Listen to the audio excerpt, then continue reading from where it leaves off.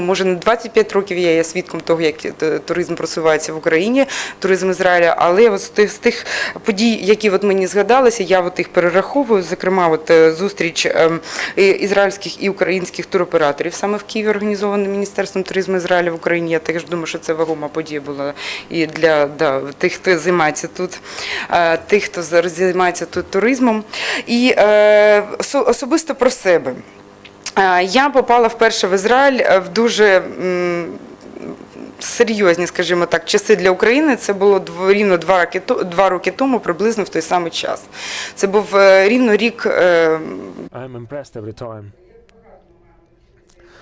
how much we can learn from Israel, and as representative of media, we have to use that path which Israel passed a few years ago. And I would like to thank for the knowledge, for experience which you are prepared to share with us. And I hope that we will make use of your developments to promote Ukraine internationally. And at the end, I would like to say that everything which has been done, those emotions which I felt, which I had, now I feel them again. And you saw those in that video, which was like improvisation, but it was done so emotionally for me that today it's a pleasure for me to be an unofficial face of this forum. And as it was presented today, maybe I love Israel, and I love people of Israel, and I'm quite confident that we are united not only by human relations, but not only similarities in history, but emotionally we're very linked together. That's why I believe that Israeli-Ukrainian relations will grow and improve, and will help each other, and we will be friendly countries forever.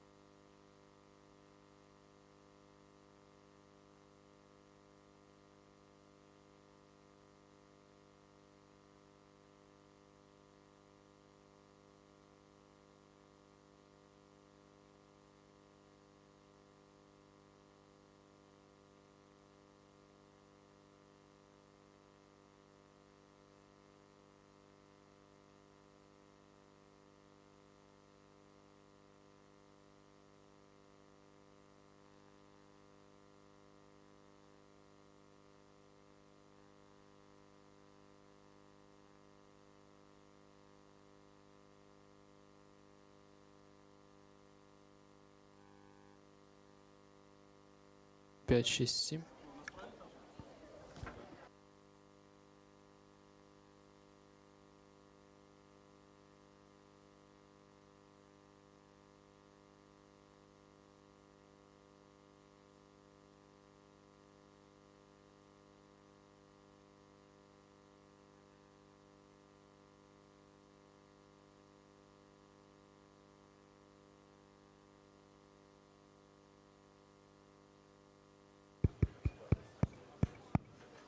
Раз, раз.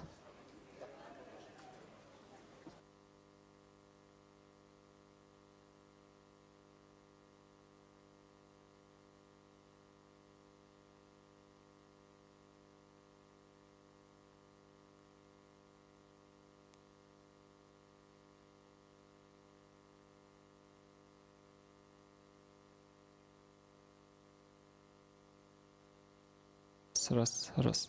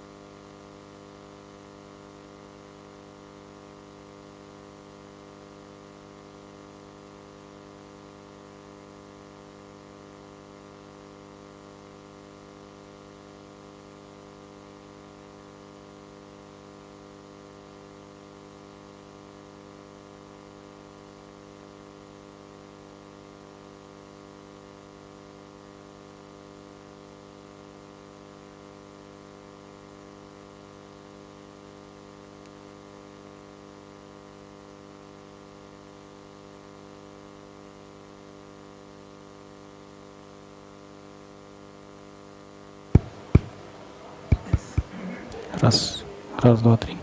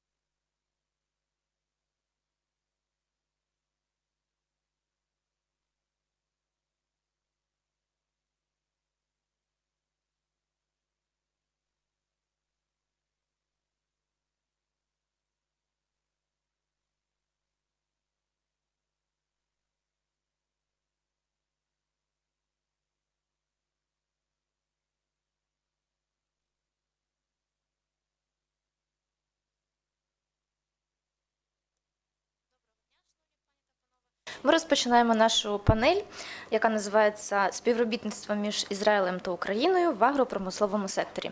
Я надаю слово нашому модератору Дар'ї Іскакової. Дякую. Добрый день, уважаемые гости, слушатели сегодняшней панели. Мне, как модератору, очень приятно, что среди панелей, которые сейчас одновременно проходят в рамках этого замечательного форума, вы выбрали именно данную панель, которая посвящена вопросам аграрного бизнеса и сотрудничества, обмена опыта между Украиной и Израилем именно в аграрном бизнесе. Я считаю, что аграрный бизнес – это, наверное, одна из самых интересных точек соприкосновения между Украиной и Израилем, поскольку при совершенно разных исходных данных эти две страны смогли достичь примерно одинаковых во многом показателей в аграрном секторе. Мы знаем, что Украина – это страна, в которой сам Бог велел развивать аграрный бизнес и сельское хозяйство, учитывая природные, исходные данные. При этом в Израиле с этим все гораздо сложнее, и между тем Израиль является очень мощным игроком и на внешнем рынке аграрной продукции. А как же это удалось этой стране? А вот, собственно, сегодня мы об этом и будем говорить. Будем говорить о технологиях, которые развиваются в Украине, будем говорить о технологиях, которые Украина заимствует, изучая опыт Израиля. Я думаю, что наши сегодняшние спикеры прекрасно и в полной мере смогут раскрыть этот вопрос. Прежде чем передать слово нашему первому спикеру, я бы хотела также представиться, познакомиться с вами. Меня зовут Дарья Исакова, я являюсь директором и основателем проекта Landlord. Это издание, посвященное аграрному бизнесу крупному в Украине, а также технологиям, которые позволяют повышать эффективность ведения аграрного бизнеса в Украине. Итак, я хочу с большим удовольствием представить вам нашего первого спикера. Это Ярослав Бойко, основатель и совладелец компании AgriLab. Ярослав немного также расскажет о себе и о своей компании, но прежде чем передать ему слово, я бы хотела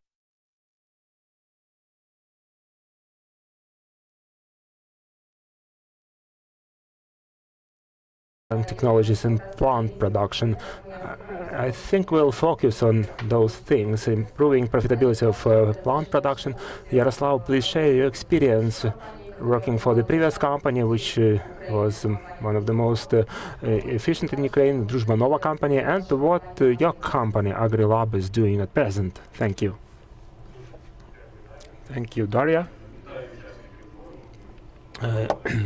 I greet all participants of this panel. I should start with information that for our farmers it's not sufficient to have these many hectares of fertile black soil, and this resource is finite. Now is the time to stop, to look back, and to review non-productive attempts to invest and think how to improve efficiency and to earn more. Because the hardware which is used without soft technology, without innovations, remains just the hardware. And those farmers who apply innovations such as precision farming, they do not only increase their productivity at times of expensive inputs, but also improve efficiency and efficacy of production processes. As the practice shows our clients, this efficiency can be from several percent to 50 and more percent profitability. Everything depends on what they apply and how they do it.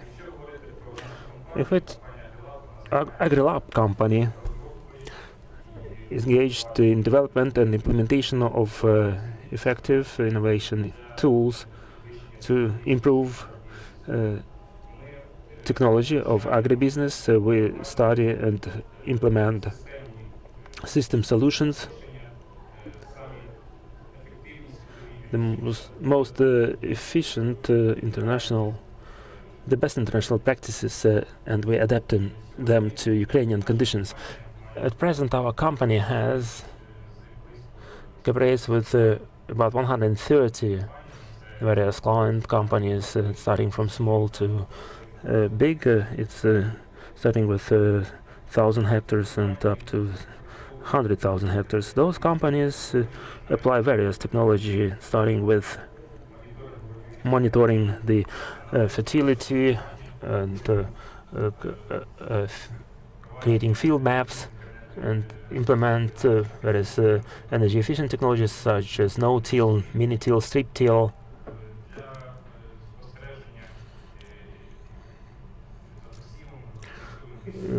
For observation of the crop stand, we use drones and various portable equipment and sensors.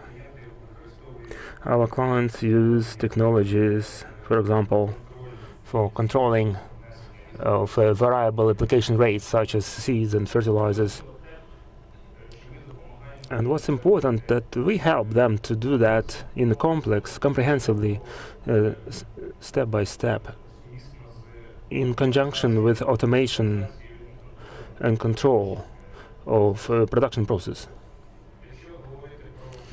If we talk about specific examples of efficient use of various technology, let's start with the first phase of efficient plant production. The most widely spread our services, it's testing the quality of soil and mapping of fields. As of today, we have surveyed about 400,000 hectares of land. This is land which is prepared for implementing precision farming, where we conducted analysis and provided recommendations. As the practice shows, our clients, depending on the region, depending on the specifics of their production, just because of providing this service, improve their profitability and input efficiency up to 20 and 30 and more percent. There are some other examples. For example, one company from Sumy region which turned fully to energy-saving technology, no-till, with simultaneously with the strip application of fertilizers on maps. That farmer not only saved up to 60% fuel and more, he also optimized the use of inputs such as fertilizers, 30%, improved profitability 15% on average for the company, and there are many examples. This area develops actively. Vitaly, please explain those technologies, Israeli technologies which are applied in Ukraine, and about the initiative of Israeli Veterinary Service. Please turn on the presentation. The only thing, we don't have the remote, so please tell us when we need to switch between the slides.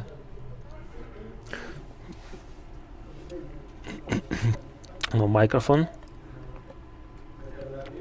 I'm a veterinary doctor by background. For the past 4 years I was working for the Dairy Association of Ukraine. If you are not acquainted with our activities, our association was registered in 2009. At present we have 120 members.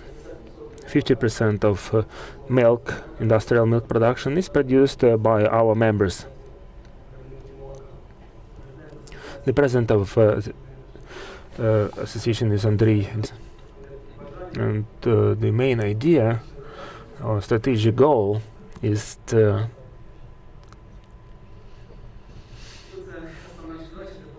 improve, as dairy production is sometimes it's not a business, it's more social sphere. People who rent land from landlords.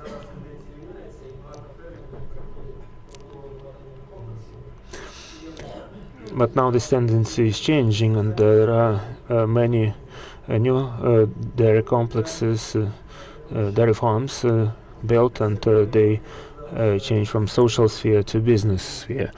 The average milk yield in 2015 was over 7,000 liters, which is about 1.5 or 2,000 liters more than the average for Ukraine. And how we achieve that? That's due to implementing new technology.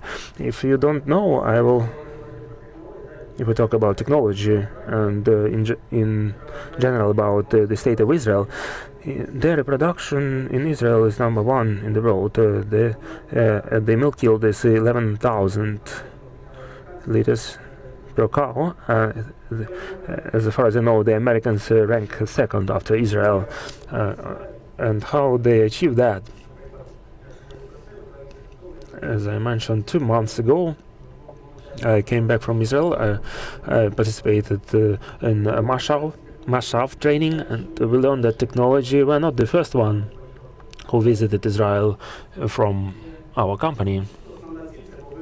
The main objective was to learn technology and see how we can implement them in Ukraine. Of course, climatic conditions in Israel differ from Ukrainian ones, and the nutrition is different, but what we use here, the participants of our Mashav course, we had 22 participants, and 9 people were from Ukraine, also from Kazakhstan, Georgia, Armenia, and Uzbekistan. As I'm veterinary doctor by my background, I'd like to share the experience which we started in Ukraine, and we have been working on it for a long time. We call it Center of Veterinary Services. This is like Israeli Hakka Clyde. This is the company in Israel which covers the whole territory of the state, and it has 47 veterinary doctors who serve all dairy farms. Of course, there are fewer cows in Israel, that's why. And here the problem in Ukraine, especially in young veterinary doctors. Of course, farms are in the villages. Not many people are willing to go to work in the rural area. That's why they lack personnel in the rural area. Our consultancy center, which has 30 experts, usually they work in pairs, the veterinary, the vet and the technologist, and they are facing with a problem.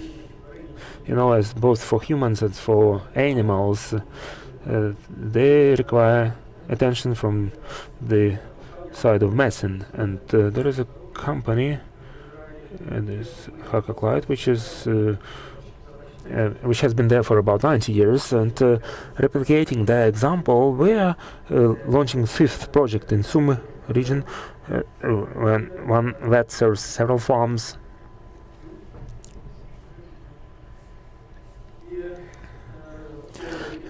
To provide services with several farmers, up to 5,000 cows. That's how we improve the productivity, improve health, reproduction, and the calf survival rate are improved. There is also a company in Zion in Israel, which is well known in Ukraine. If I'm not mistaken, it was founded in 1919, and their success is, for example, in Sumy region we have several farms. In Zaporizhia also there is a breeding farm. They have over 10,000 liters milk yield per cow. But in order to increase that those figures, for example, I visited one farm in Israel, where the milk yield is 14,000 liters per cow.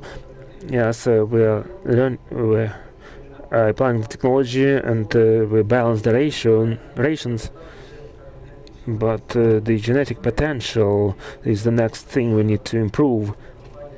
And thanks to that company, which is almost 100 years old, which is in breeding business, they select the best cows and get the best genetic material. They probably achieved those figures due to genetics, due to breeding. That's We have Ukrainian Holstein Association. This is a young project. This breeding work takes decades, but someone has to start it. That's why we founded that project. Also,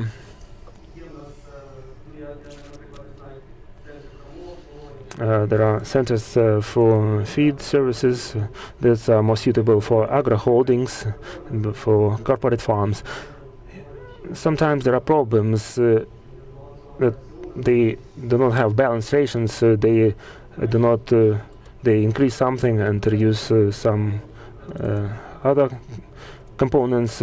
In Israel, they have these forage centers, which provide. They work like cooperatives, and they provide forage for several farms. They produce this feed mixes and deliver to farms. That's how they achieve stability. We are also working on that. I know that some corporate farms, agro holdings, are implementing that model. It's important for them because it's clear that we have different farms and conditions are different.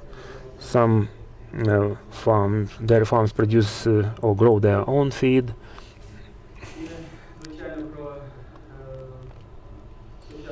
With regard to the modern technology, so Afi Milk is a very important company with which we also collaborate, but it's more in international projects like with Kazakhstan. Yesterday I got a call from one manager, the lady who also participated in our program. She mentioned that someone from Afi Milk will visit them, and they are going to discuss implementing their systems. What are their systems? These modern technology responders or sensors which are attached to cow's neck or leg, and that's how we can detect heat or disease. If the cow moves, movement is life, and we can receive it through transponders to the computer program which tracks it. There are also the laboratory testing of milk. I think this is very promising, both for our country in the future, especially with regard to farms which are applying high-tech technology, which get more than 10,000 liters of milk yields. We think we will apply that technology too. Thank you for your attention. Thank you very much, Vitaly. Now I'd like to turn the floor to our next speaker, Dmitry Nikolaev, manager of the Ukrainian project, the business of horticulture development, Ukrainian horticulture business development project, which is supported by the government of Canada and also Marshall program, if I'm not mistaken. Dmitry, please share. You're that implementer of Israeli technology in Ukraine, on Ukrainian farms in the south of Ukraine. Please expand in more detail about those farms with which you cooperate, and please share information, how you communicate with them, how you share information, how you train them, and how successful you are in that. Thank you for compliment. Nobody called me the transfer or implementer of Israeli technology in Ukraine. I would like to start from a different topic. Does anyone of the audience participate in the horticulture business, like service providers? Very few. Maybe next time there will be more. And I would like to thank the organizers of this forum and welcome all, greet all the participants. I hope that this information will be useful for you, and you'll get new findings and new conclusions.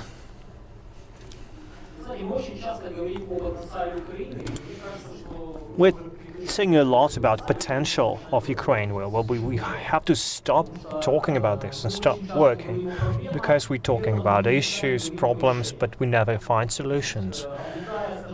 And having unique resources, soil, unique people, we're still lagging behind. And this is a huge list to go on with. But what are the reasons? Why Canada and Israel? Israel is a country that has 10% of its territory dedicated to producing food and still exporting it to 50 countries over the world. So we have more potential, and due to the climate, due to the labor, and a lot of other factors, but we're not using that. What our project is about, the horticulture development, business development project. It's a project that is financed by Canadian government and co-founded by Mennonite Association of Economical Development and also Mashaf agency. This project is implemented from 2014 to 2021. Well, it's quite long term, but we have lots of tasks, so I really not sure if we will catch up with this pace. Well, maybe we'll have a third stage of the project, and maybe we'll allow these people who will do that after us to catch on. When we're talking about potential, we mean in order to enter new markets or take over the local market, you have to invest not just into technologies, but also knowledge, know-how, because you can calculate the costs and the investments. But when you invest into knowledge, you will feel this is a long-term investment. This is something that you will benefit from for a long time, like growth methods, what should be grown, what are the new markets. This is a new platform that you're building a business on. As any new project, we have certain, as they say, KPI, or key performance indicators. 44,000, not just farmers, but also companies who help these farmers develop their business. 50,000 tons of grown products, horticultural products. $40 million is a volume of this market. So this project will cover 4 South Ukrainian regions: Kherson, Zaporizhia, Mykolaiv, and Odessa Oblast. This is the best area that is famous for its soil, and this is a main area where we focus our activity. As any new project, we are not just dreaming. We cooperate with farmers, with government, and service providers. We work with partners, with different organizations in order to reach these goals that we set. So it's very important to choose partners wisely, and we are happy that we have a possibility to work with Mashaf, because thanks to Mashaf we have possibility not just to invest into knowledge, but we also have possibility to do individual consultations, provide advice, and develop fertilizers, irrigation. So this is a whole set of services. But the main thing is unfortunately that our small and medium producers, they don't consider it as a business, but there are some strategies, there are some financial indexes, but they think that's their hobby. So one of the tasks of this project is a change in the mindset, changing the understanding that you're not just growing 12 breeds of grapes. It's not a hobby. You're managers. This is business. It doesn't matter what plot of land you have. It doesn't matter at all. You have to play by the rules, and these rules are the same for everyone, because there are physical rules, chemical rules, economical rules, and there are business rules. If you don't play by the rules, you don't get the profits. just a very easy example how to optimize your costs. For example, we have this drip irrigation process, and any farmer has it. And when I ask what do you do at the end of the season, what do you do with this system? Well, we just pack it back and send it to the warehouse. Do you clean it? Do you wash it? Do you clean from the dirt? Do you do the elementary things? Because the next year, when you will operate it and install it, the different breeds of different types of your horticultural plants will receive different amounts of moist. And this is where they start thinking, because this affects their business. That's just a short information about talk about their issues. That becomes very important, since this is a possibility for them to get more information and possible solutions. Development of labor resources. This is one of the greatest components in cooperation with Marshav. When you just isolate it, you don't have any possibilities to look at others, at their experience. If you see your neighbor growing potatoes, that's what you do. That's what you copy, you do the same. But when you have a possibility to go to Israel and see how this country is managing to grow that much of food on such a small plot of land, and have innovations, have good technologies, changes your mindset, change your understanding of the business. And people who come back from Israel, they see their land with different eyes. It's like changing from shovel to tractor. They suddenly see the bigger picture, how to change their business without attracting a lot of resources. Access to markets. It's a bigger goal of the project. It's not easy to attract investments to Ukraine. If you work in this sector, you clearly know what this is about, but this is one of the tasks for the project. Innovation Fund.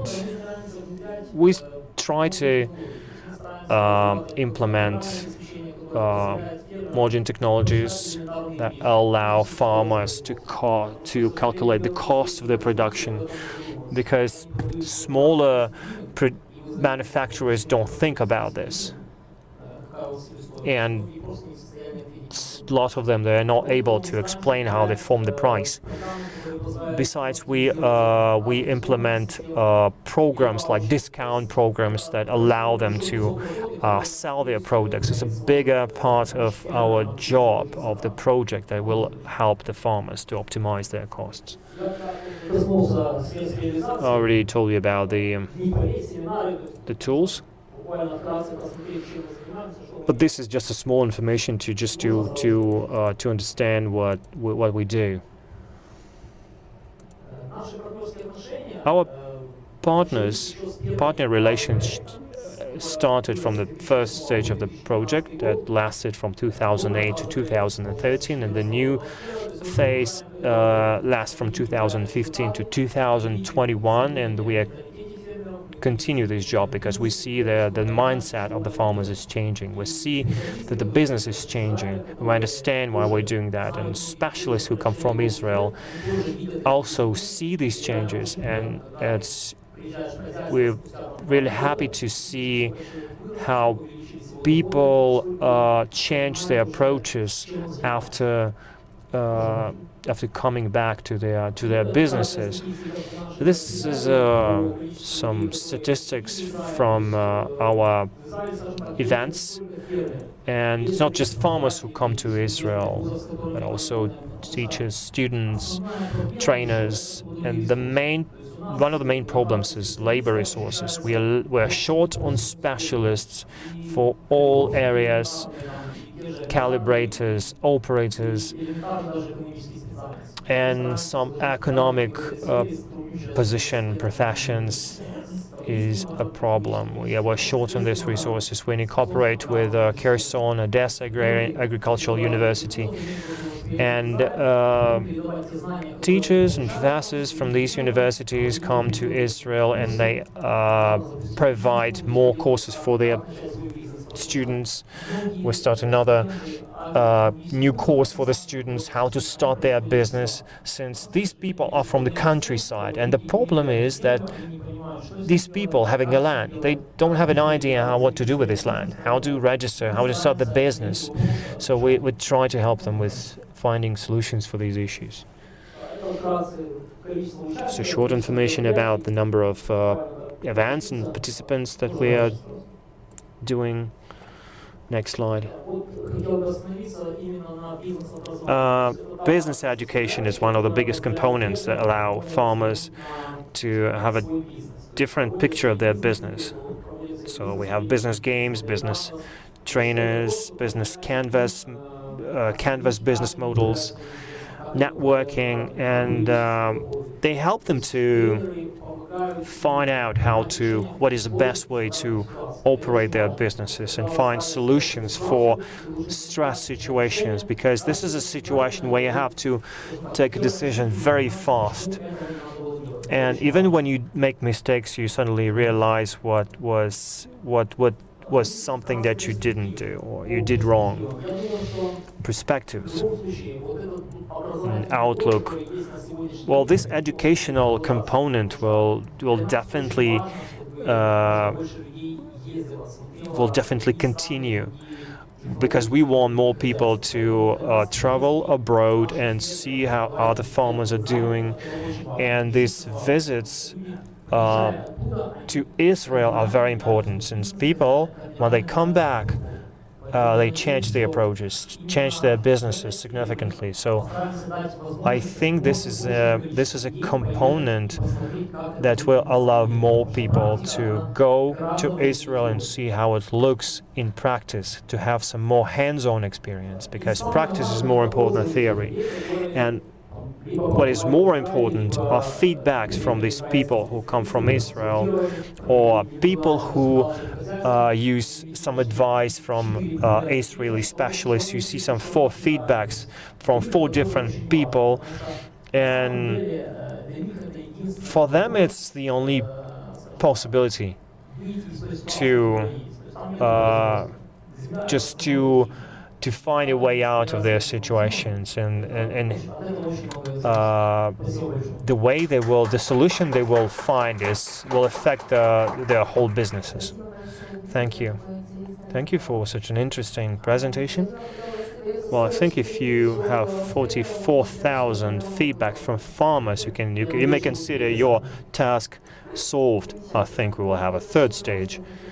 Well, I would like to present you a next speaker, Sergei Savransky, CEO. It's an Israeli company, Netafim, that sell drip irrigation systems. They are one of the world leaders in this area, and I think you have most interesting performance in Ukraine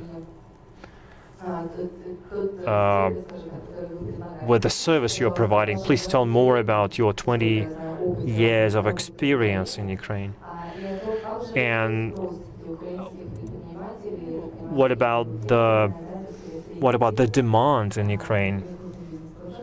It's probably the medium businesses or large businesses. Who are your clients? And tell me more about your results. Good afternoon. My name is Sergei Savransky. I'm head of Netafim Ukraine, and in Moldova, I've been working there for 10 years, but the company is represented for the last 20 years, since 1996. I won't repeat the previous speakers, and Israel has a lot of similarities with Ukraine. We have agriculture as one of the most resources. We are not rich on minerals, and using Israeli technologies, you can raise the effectiveness of your work. And drip irrigation is a technology that was born in kibbutzes, in aggressive environment in terms of weather conditions, and was founded by chance. They just found out that there was a leakage and there was a green spot right there. So Netafim is actually where the drip irrigation technology originated. The company changed, the leaders changed. Now the company has 114 representative offices in different countries. And in Ukraine, we're represented by Netafim Ukraine, 20 people. So what is special about this technology for agriculture? Netafim means grow more with less cost. So drip irrigation is not just a tool to save water, or it's a tool how to improve the efficiency of your business. It's the way to irrigate the right place at the right time. This is a system that allows you to uncover the potential of your cultures, given the genetic potential. This is a system of very precise irrigation, very precise feeding.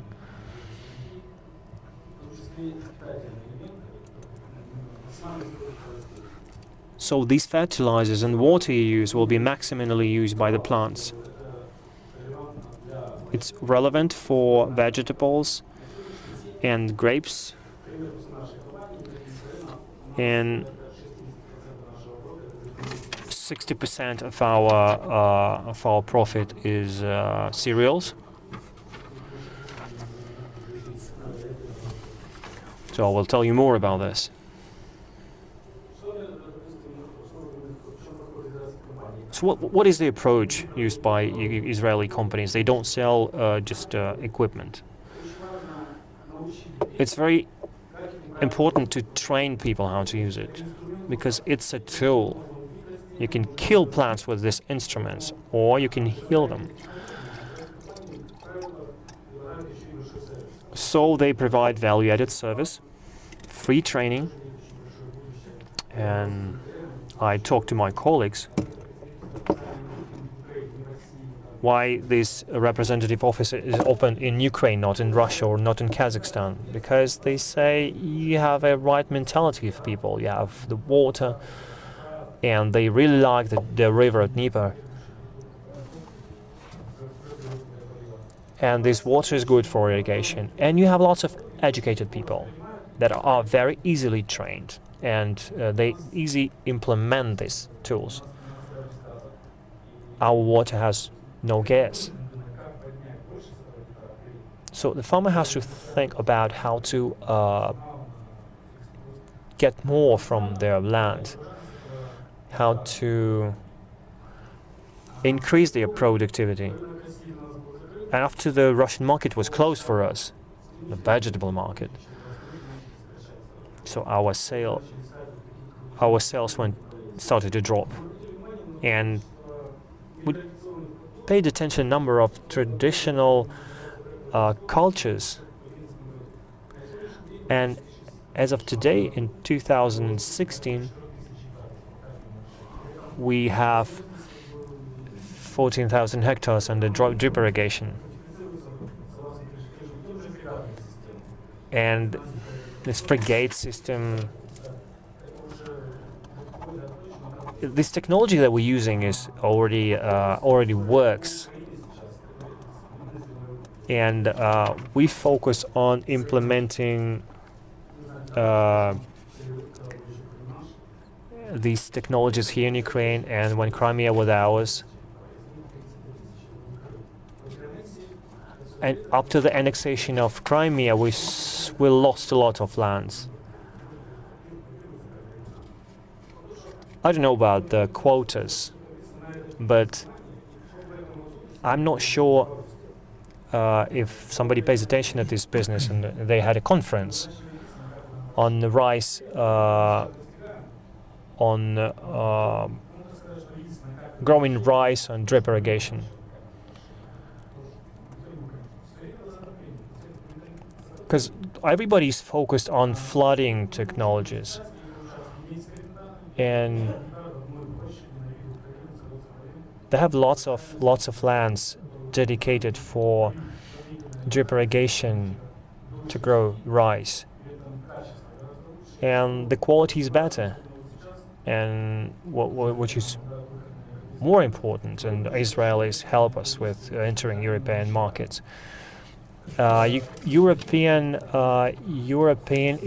standards have more requirements, have stronger requirements of arsenic contents.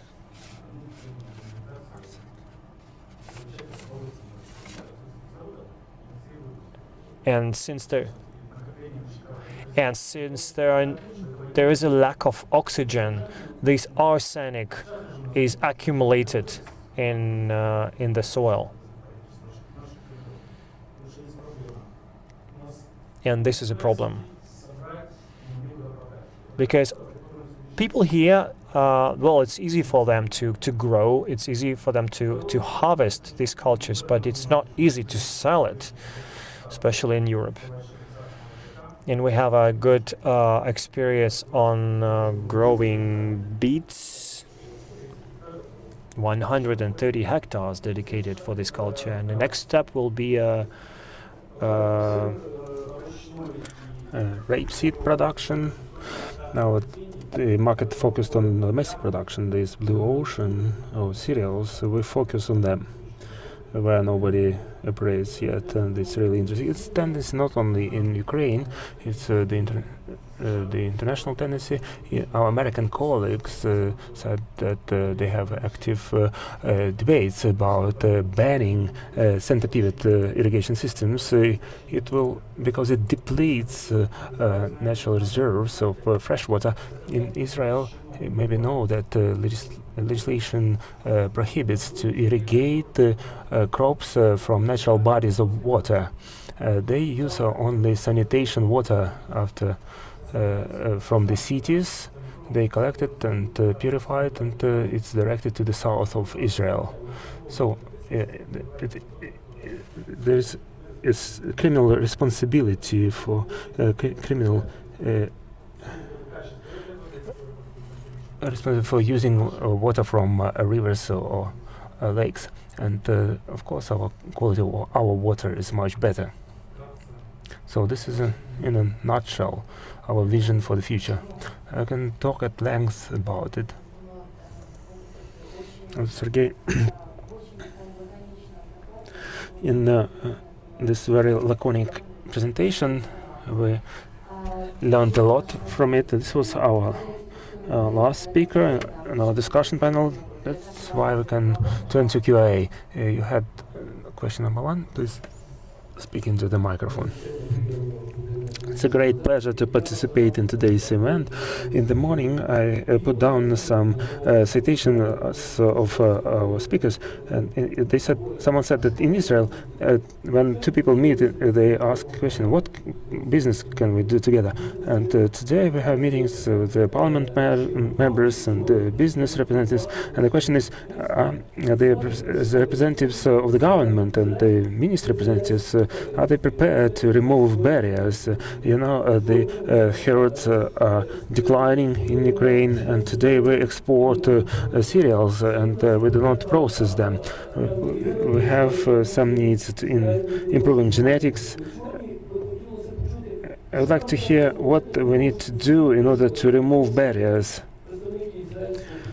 to attract Israeli businesses, help us tackle our problems, and this will be the result of success of our conference. I think this is addressed to Olga Trofimtseva. Thank you very much for your question.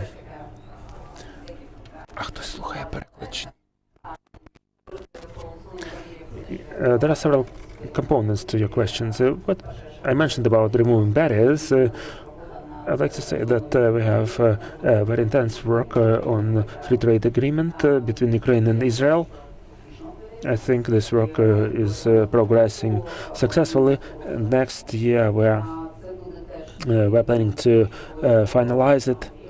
If we talk about national level, this will be a great step forward, which will facilitate the business for both countries. If we talk about trade, if we talk about other things, it was a pleasure for me to participate in this discussion, and the following speakers, other speakers, repeated what I said before.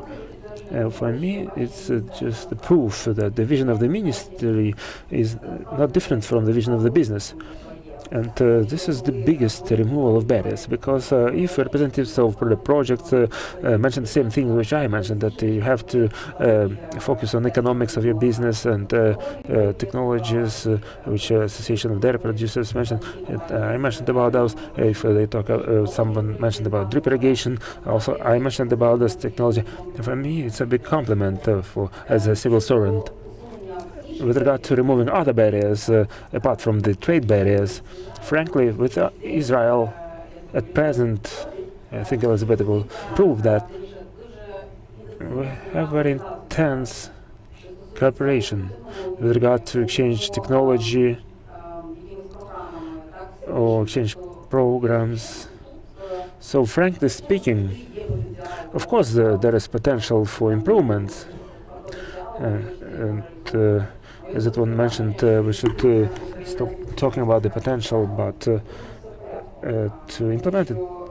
And with regard to improving relationships with Israel business, I think the Israeli business is quite comfortable in Ukraine, and on our behalf we are doing everything to make comfortable conditions for the Israeli business in Ukraine. So frankly speaking, at our level as the ministry, we are doing maybe not sufficient, it will be like a complacent reply, but we do really a lot to make that cooperation, as you mentioned, without barriers, to witness it on a day-to-day basis. Of course, there are problems. Maybe someone recall the problem of exporting our eggs. Some substance was found or not found there, and other things. Everything related to phytosanitary control. There are always issues to tackle because regulations differ from country to country. The work we are doing towards adapting our legislation on the phytosanitary controls and veterinary controls to the European requirements helps us, because these are standards used in Israel and more or less elsewhere in the world. This is one of the areas of our work, with help of which we remove barriers, because the highest level of our state food service and all related agencies, state agencies, the easier will be our collaboration with the Israeli partners. Please speak into the microphone. Загальна проблема, да, загальнонаціональна проблема. It's a common problem. Thank you for the question and the answer, and please ask your question. Hello, Sergey Kirienko, Janelko from Chernigiv. Well, I have a lot of questions. Well, first, thank you for coming, because I really like people from the government coming to events like this, trying to convey their message. I represent the processes, the agrarian product processing market. Well, we talked about the development of the agricultural markets, the growth of wheat, its productivity. But the big question is that this increase of the productivity is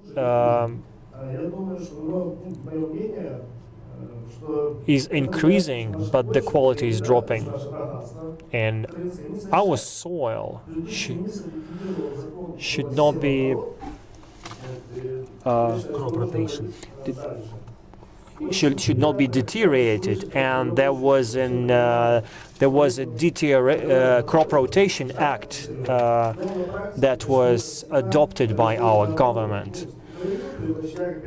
And I am a food processor, and we are just focusing on selling the grain. We are I'm working in the commodity market, and it's easier to export these food products like grains to different other countries than selling it in the internal market, which raises the price for the internal market, because we are buying grains for $180 and we cannot be competitive enough with Turkey, for example. We are supporting our farmers. I'm sorry, I don't want to sound mean, but our commodity producers are lagging behind.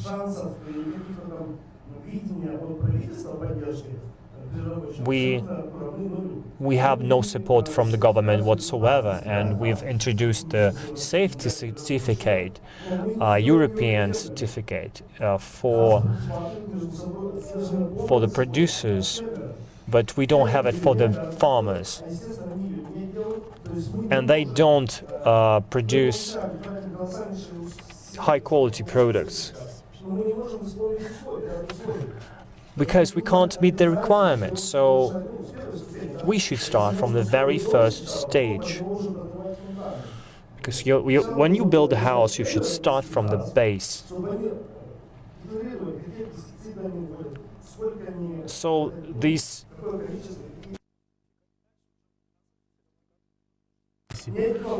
HACCPs is very important for the farmers. 95% of farmers, they just don't care about it.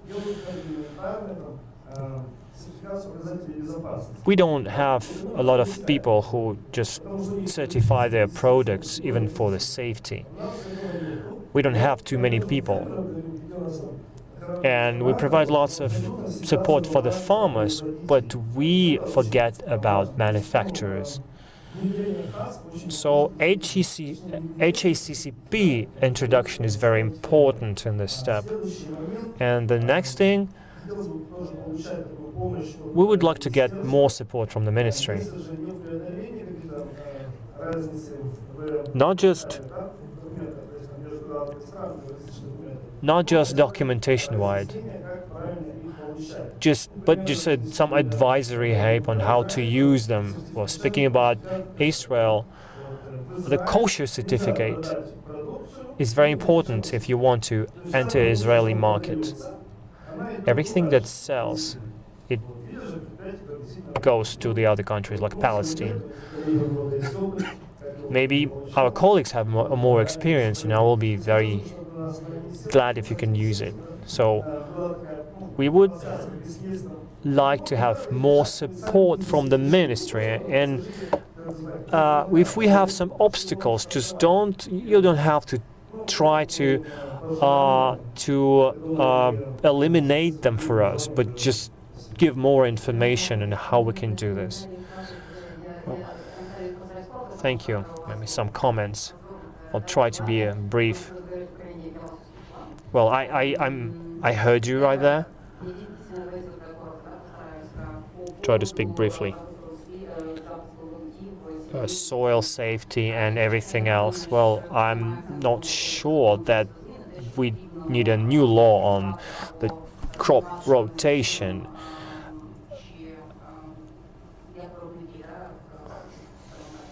For manufacturers,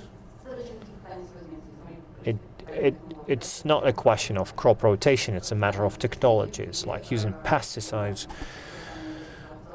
or any kind of crop protection tools. It's a matter of business culture, and this is my personal opinion. this HACCP system, we will not make it a requirement for the farmers and the manufacturers. You can't do it. I don't agree with you here, because we have more than 200 companies that have the right to export their products to the European Union. Well, who wants that? They has a possibility, and those manufacturers who want that, they do that. If they're interested in exporting to the EU, well, HACCP is actually a benchmark. It's a basic thing that you need to do, because there are lots of other certificates that you have to follow, you have to get in order to sell your products in Israel and Canada. The same thing with kosher certificates. And our company is exporting ice cream and lots of other products to Israel, so they have a certificate. And frankly speaking, it's a bigger question of business culture, including such elementary things. And I don't agree with my colleague, with Sergey here, about the horticultural market. When they opened a Russian market, doesn't matter that you have to switch to growing corn or grain. Even the commodity market has export markets. Well, you have to find them. It's a matter of discussion. You see, we preserved our business. But there are other niches that are interesting as well. And nobody left these niches. Well, actually, this goes in line with what you've said. I said that my position and the position of the ministry and our point of view is not counting the crop or the production. It's about counting the cost, the counting of the price of the profit that we got from selling this food. You know that recently we have this VAT reimbursement act. Maybe it's not grateful work, the support of agriculture as a whole to move away from any support schemes. If big companies are quite successful and confident in their markets, especially in the international markets, but support those who develop niche products, which will have more added value and will bring more tax revenue and will greater possibilities for export. Here, I don't see any contradictions with regard to what we are doing. Do more. Please do more. And with regard to information on the website of the ministry, more says it's state food service agency. This work, I don't always follow that information, but your question with regard to placing that information, I transfer to Mr. Lapa. I hope he will put it on the website. Good afternoon or evening. Thanks for speaking Ukrainian. It was better understood. And first, I represent the UATU project. We are co-organizers or partners of the forum, which will take place in Tel Aviv, Ukrainian forum in Israel. And you mentioned the issue of assisting SMEs or business in general with regard to promoting and participation in events. The question is how you cooperate with the Ministry of Economic Development. They're also active in that field. And what are the specific mechanisms? Who should we address to make it more practical? And the second question to all speakers, how topical is the requirements to organic produce in Israel and also in what is called Palestinian territory? Reply briefly. We closely collaborate with the Ministry of Economic Development economic development and trade. And regarding who should be a focal point, depends on your sector. If it's agricultural companies, it's better to contact us. We have a center for support of exporting to the EU. If we talk about Israel, if people address us with the colleagues from the embassy, also with Elizabeth, we can handle those applications and provide specific help. So the dialogue is very well established.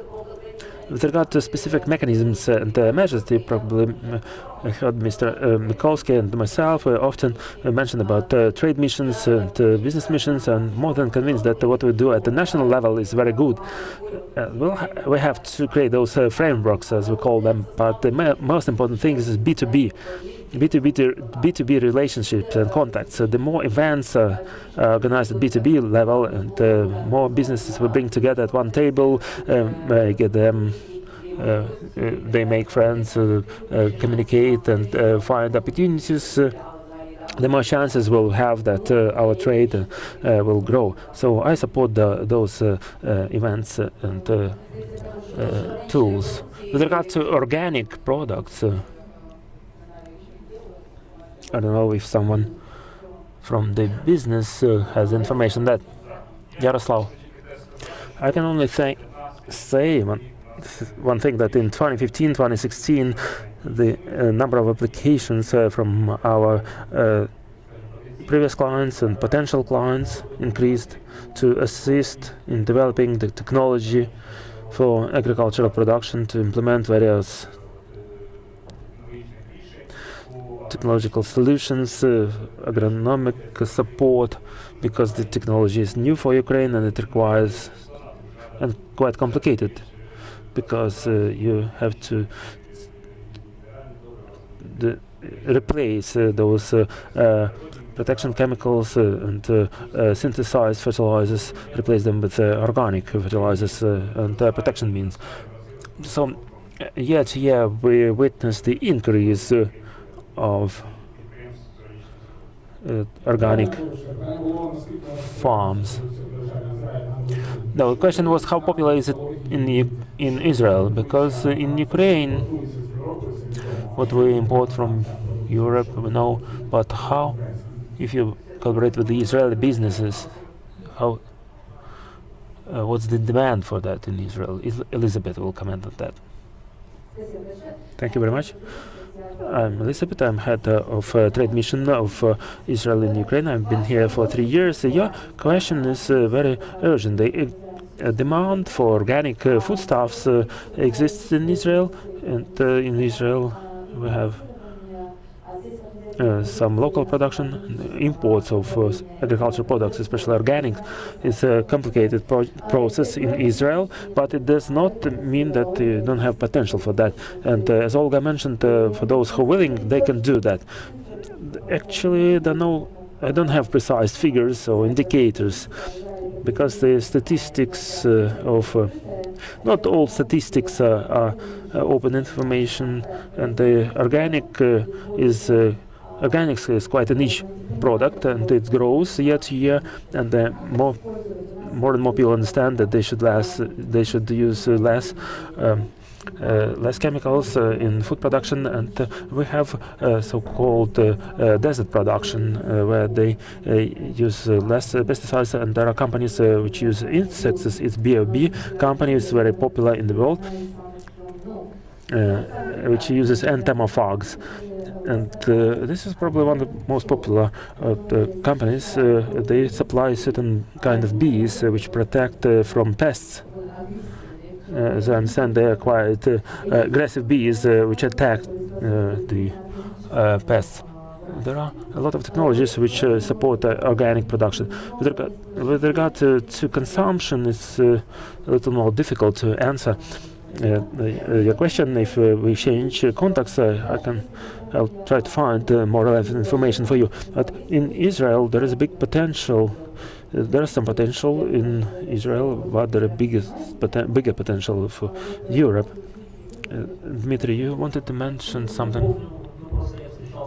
I met with a colleague from Germany. He deals with supplying products to major chains. They have this year market is 7 billion euros, and for the next in the next years, this market will triple. Everybody wants organic product. You're right. We should keep in mind that Israeli market is small. It's just 8 million people, but we grow, and I'll be happy to communicate with you when I get a little bit more information about that issue. Thank you for your question. Thank you, Elizabeth. There was a question. Thank you, Olga. You got a compliment as a civil servant, and I think you deserve to always have money to buy the technology. If we attract the technology and give that forage in return, and then you will. Thank you for this wonderful idea. And have you been?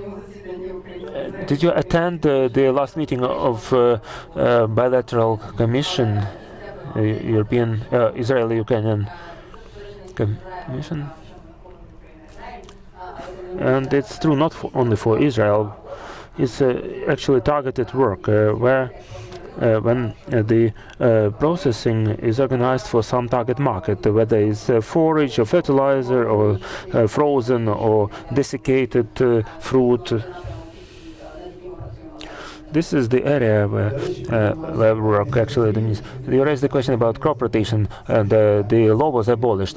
The crop rotation sometimes actually interferes because the grasses which are used for rotations are not profitable, and if the forage production is well organized, then it will be economically justified. This is a comprehensive issue as usual. Thank you.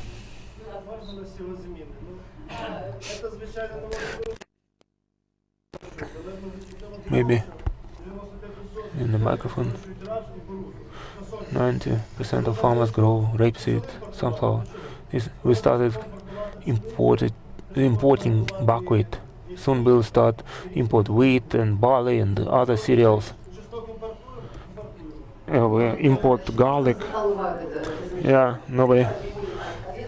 Don't worry about it. Some responsible producers and big holdings, which are sometimes scolded, I should praise them because they pay more attention to that problem, and if they start to understand, if they work for a midterm perspective, and all of a sudden everybody wants to work on big business, big money, start to understand that and invest in those technologies. No-till, minimum till, they started to calculate economics of inputs.